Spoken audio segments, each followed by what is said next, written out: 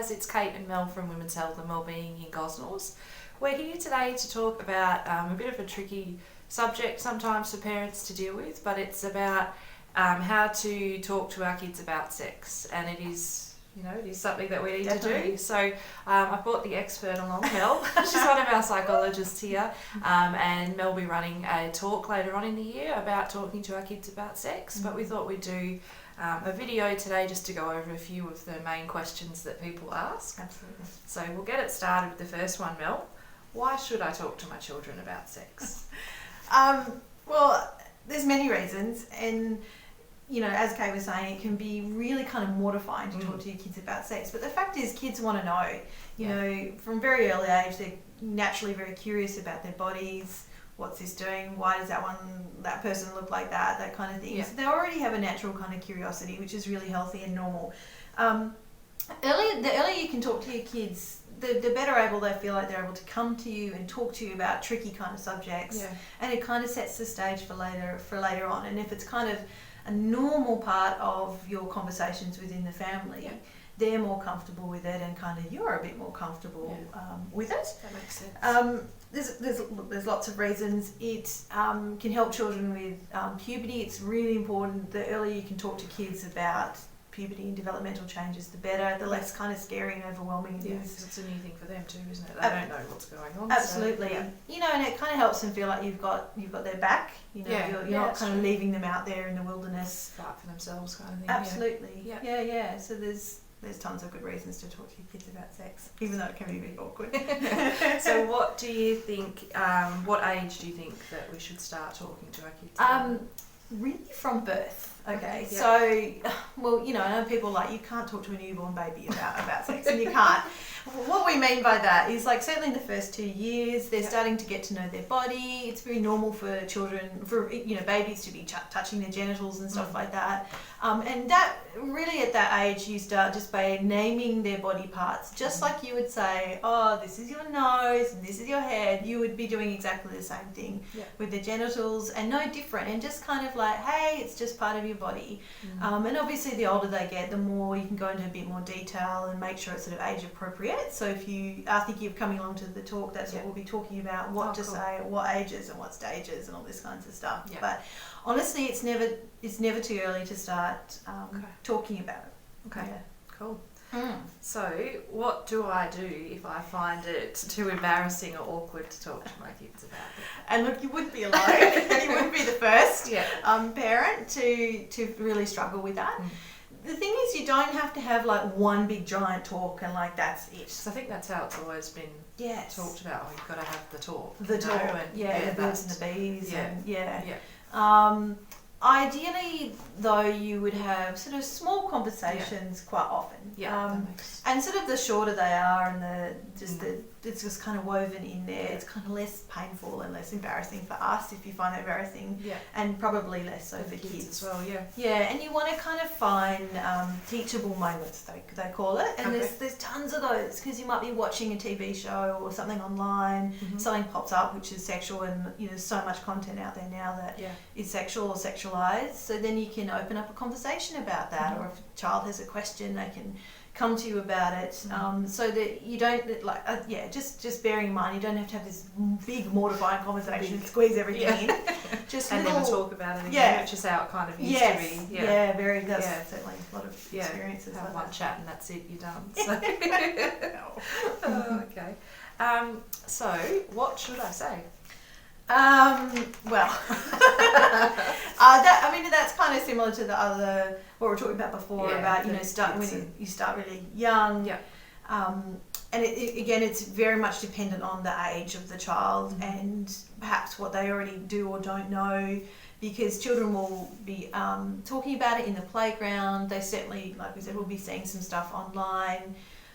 So again, that's kind of a whole topic of conversation. So if you wanted to come in and come to the talk, and we can go through that. There's also this fantastic resource which I'm kind of referring to a bit here. This is called Talk Soon, Talk Often.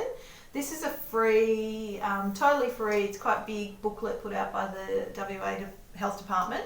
It's all online as well. this is fantastic. You know, you can jump on their website and order a copy yourself, or you can just have a look online, and that goes through pretty much every topic, because conversations about sex, of course, is not just about sex. It's you know, sexuality, love, relationships, your family values, body changes, respect, you know, all these kinds of things. So it's very broad, and you're not expected to kind of know it all, but there are a lot of resources out there. Good one. Yeah, so cool. it's called Talk Soon, Talk Often. It's really good. Awesome. So sometimes people might feel like won't talking about sex to them make them want to just go and have sex. Yes. What would you say to that? I'd say that's untrue, but a really common fear, and we have that too around, if I talk to my kids about drugs, you know, or all these kind of icky subjects, are they just going to want out and go and start taking drugs or taking drinking and stuff like that? And the answer is no, and there's a lot of research to suggest that that's untrue. And in fact, it's actually the opposite. The more we're able to talk to our kids about that, actually it can delay the start of them experimenting, say with drugs, alcohol. They've got more knowledge, and it's not kind of as big a taboo that they kind of want to rebel against. They're like, it's just kind of no biggie. Mum or dad has taught me to respect myself and to really think clearly before I go out and get a boyfriend or a girlfriend or try some new things. Take some of the stigma away from it if you're actually talking about it. Absolutely, yeah. So cool. The more you talk about it, the less likely they are to go out and just without having sex everywhere. Right? Yeah. So what if I want to talk to my child or teenager, but they don't want to listen to me? Yeah, another really common one with teenagers. About lots of topics. Today we'll stick to this. Really common, really normal. Ideally you would have set the scene a little bit when they're a bit younger, so they would already have a bit of knowledge and feel a bit comfortable with you. I guess the thing you can do there, and like with many topics with teenagers, is just to let them know that you're there, that you're available to talk, and you can even use things like, you can email me a question, or you can text me some stuff. I think that's a really good one. Yeah, and we're really a lot easier sometimes to be able to just text something you're feeling than to have to sit down and have that conversation. Have this kind of horrible thing. Awkward. There is another option, because every kid's different. Some might feel fine talking, but if they can put it into writing, that might be a bit easier. And if you happen to know of, and we'll go through this in the talk if you come to the talk. There's lots of good websites and stuff. Your child's school might have already had some talks with children about where to go to, so you could always just subtly say, "It's this website," or send them some links and they can check it out. But I think the thing is with all of this is not to panic. Whether they have lots of questions, whether they have no questions, and you're like, oh my God, as long as you're still saying, I'm available and I'm happy to talk to you, even if secretly inside you're kind of dying of embarrassment, that's really important, because often, certainly children, they're sort of waiting for us to talk to them.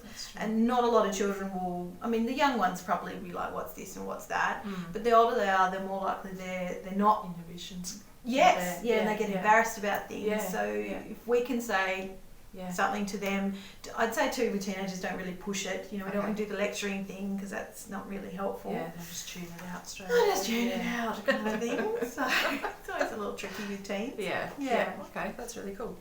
And so obviously nowadays, the world we're living in, there's heaps of content online that they might be seeing. Yeah. So, do you have any suggestions about that whole realm as well? Yeah, look, and you can't, that's unavoidable. It really is. You could have filters and shut down your computer and your TV till the cows come home and ban them from phones. That's not going to be useful. No. In fact, it'll probably push them to try and find out information elsewhere. They'll be talking to their mates and that kind of stuff. Getting the wrong information that way. Absolutely. And the whole point of having conversations with your children about sex is to get the right information across, rather than all the crazy, scary stuff potentially that's online.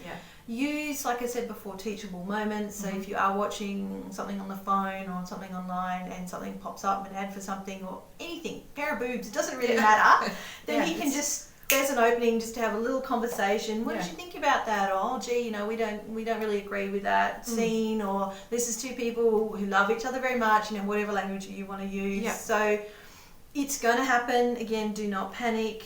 Talk as well about, particularly if they come across porn, talk about, that being not real, you know, that's like we go to the movies and we watch a science fiction movie. Terminator's not real. The Terminator's not real. So what we see out there is not real, kind of thing, and just help them become more media literate. We would say more media aware, to sort of critique media, not as a 5-year-old, obviously.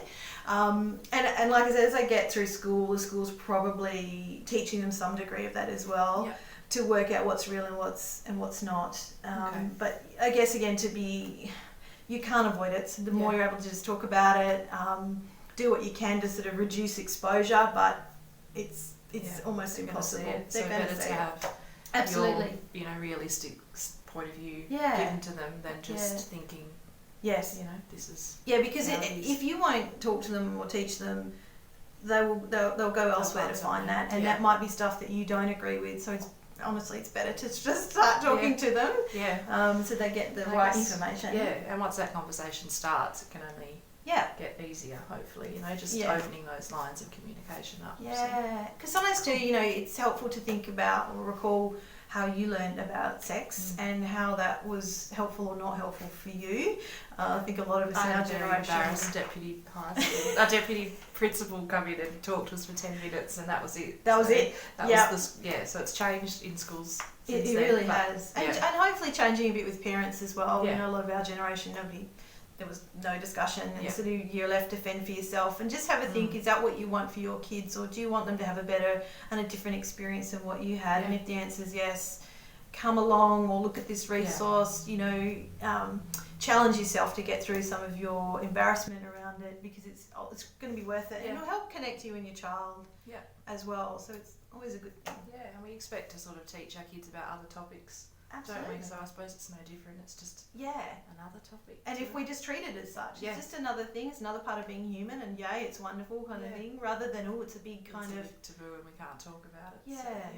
Very cool. Good point. Thanks, Mel. That's okay. So we're running the group a bit later in the year. I'll pop some dates and times in the link with the video, but Mel will be facilitating that group. We're going to have two talks. One that's more aimed at sort of primary school age children and younger, and then ones that are more for teenagers, because there's some different kind of differences for sure. So stay tuned on our Facebook page and our emails that go out. We'll have all of the info there, but we would love to see you guys there. Come along and learn some helpful tips for this topic. Thanks guys. See ya. Bye.